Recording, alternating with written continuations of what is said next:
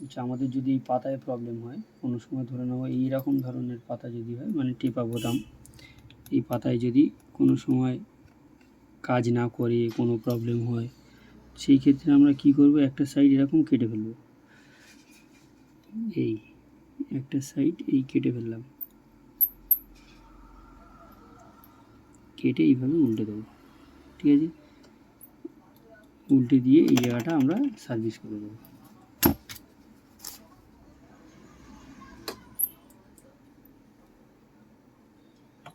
একটুখানি থিনার নিলাম, তুলোতে করে নিয়ে এইভাবে সার্ভিস করে দেবো। অনেক সময় কি হয়, জল ঢুকে যায়, সালফার পরে, এই জন্যে মোটামুটি এইভাবে আমরা ক্লিন করে দেবো।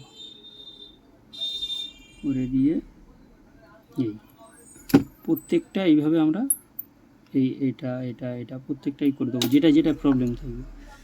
তারপরে আমরা কি করব, একটু সেলোটেপ নেবো, নিয়ে এইভাবে নিয়ে বসিয়ে দেবো।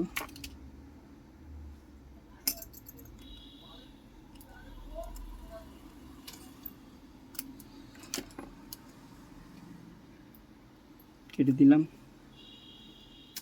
যেমন যেরকম কাজ সুইচ সেম কাজ করা শুরু করবে।